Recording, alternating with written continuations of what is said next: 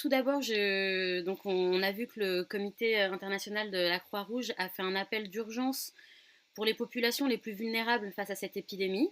Selon vous, quels sont les pays africains qui ont le plus besoin de cette aide? C'est peut-être encore difficile d'identifier exactement les pays qui auront le plus besoin parce que heureusement encore, on n'a pas vu l'explosion qu'on a vue dans d'autres pays, mais vu les activités dans lesquelles le CICR est impliqué aujourd'hui, je dirais que la bande du Sahel, le lac Tchad, euh, les, les Soudans, RDC, la Centrafrique et la Corne de l'Afrique. C'est là où l'intérêt du CICR se portera parce que c'est dans ces contextes que nous avons les plus grandes présences, que nous sommes confrontés à des dynamiques de conflits, de violence, de pauvreté, aussi de changement climatique, comme on a vu souvent ces derniers temps, et qui poussent ces populations à une pénurie importante, à des vulnérabilités importantes.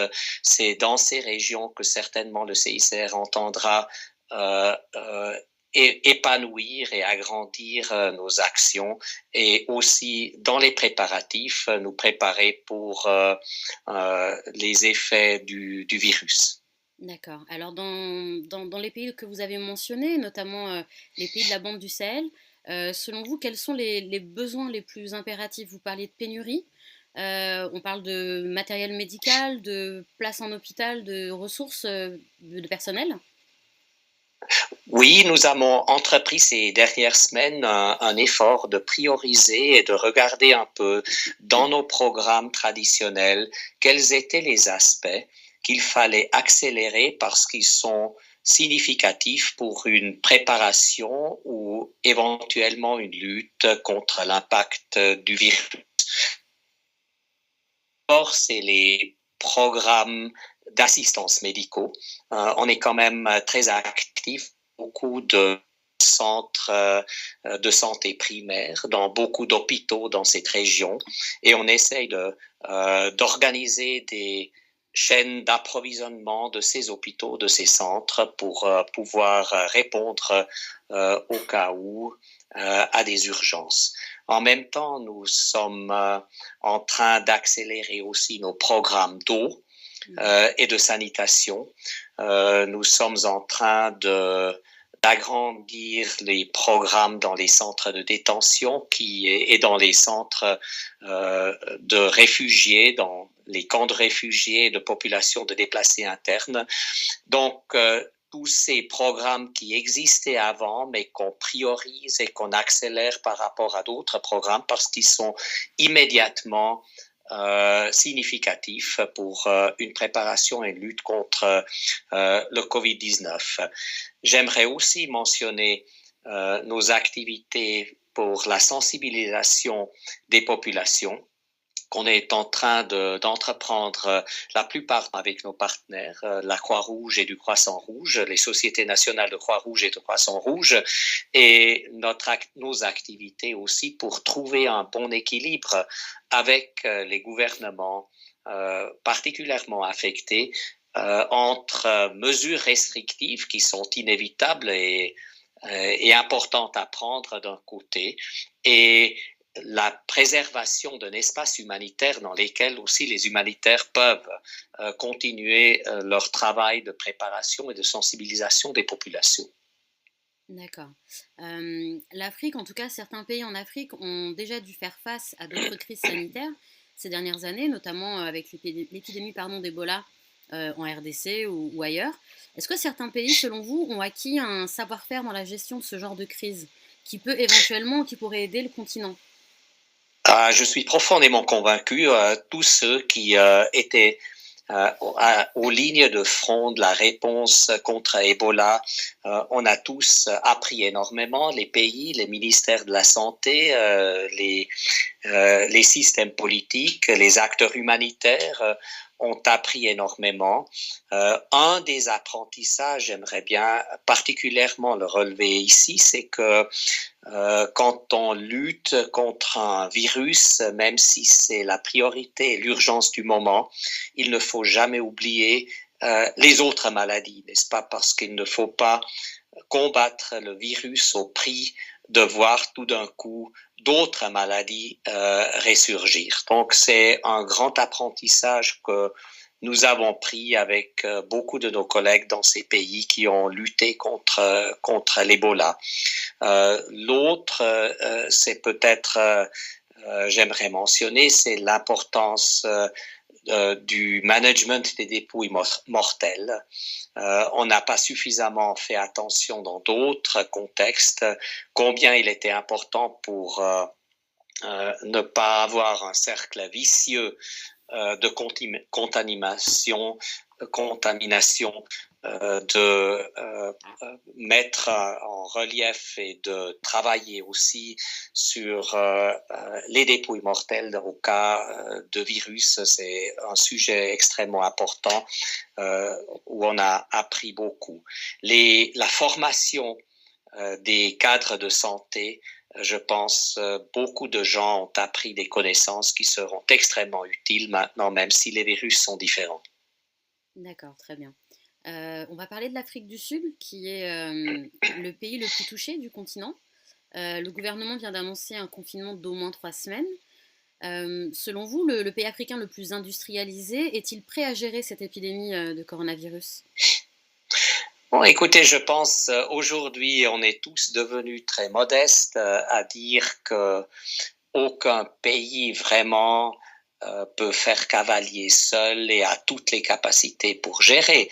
Comparé à d'autres pays du continent africain, l'Afrique du Sud a certainement des capacités et des compétences qui sont extrêmement importantes et utiles et qui lui permettent peut-être de mieux gérer certains aspects de la crise. Mais j'aimerais quand même relever que tout pays a besoin aussi d'échanges avec d'autres, a besoin d'une science et d'une coopération scientifique, une coopération de professionnels de santé, de ministères de santé à niveau global pour échanger les expériences, pour tester, pour avancer dans la lutte contre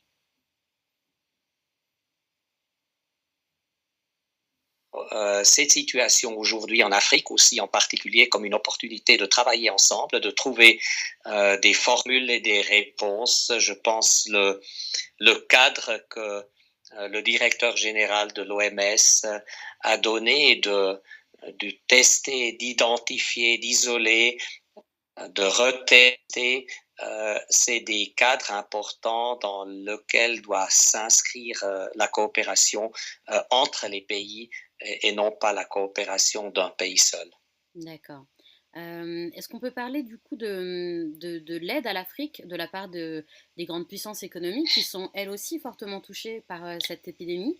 La France a proposé récemment l'idée d'un paquet Afrique pour justement aider le continent. Est-ce que cette aide est compromise?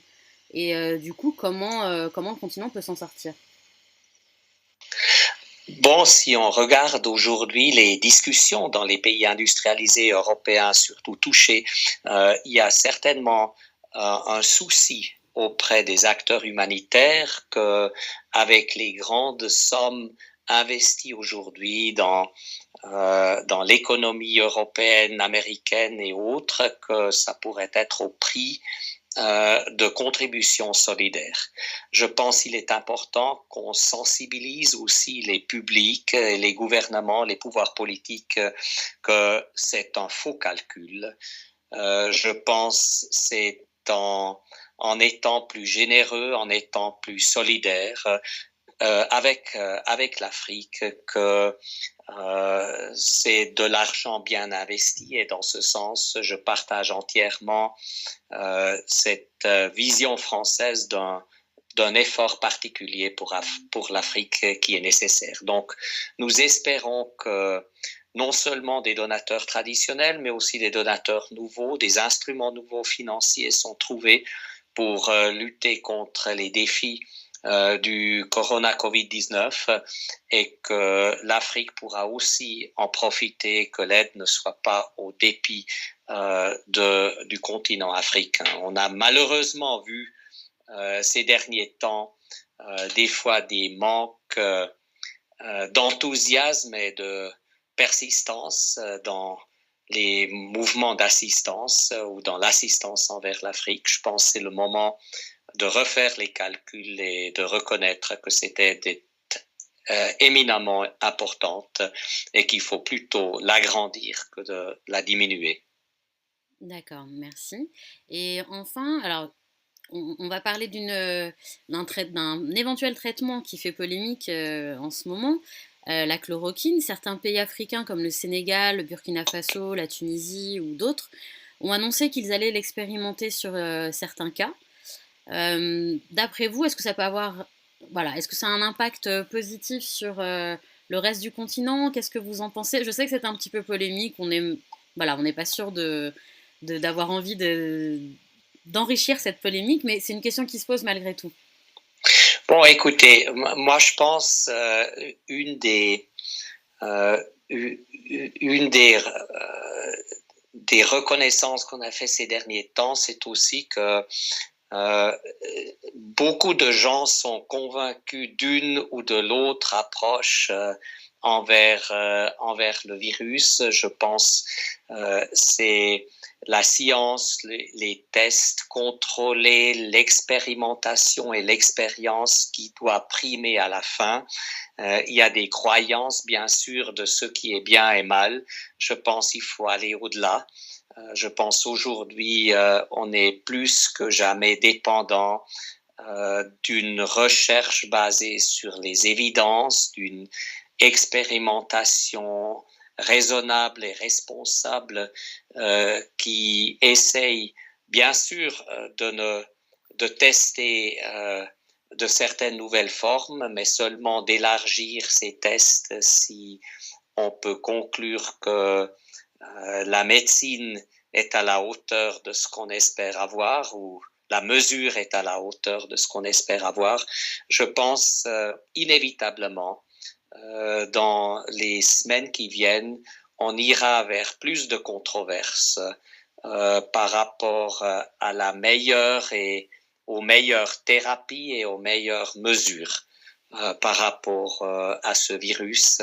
Je pense que c'est inévitable. Le CICR, comme d'autres, est dépendant aussi d'une science ouverte, d'un débat ouvert sur les meilleures thérapies, mais aussi de regarder les expériences d'une manière contrôlée et mesurée.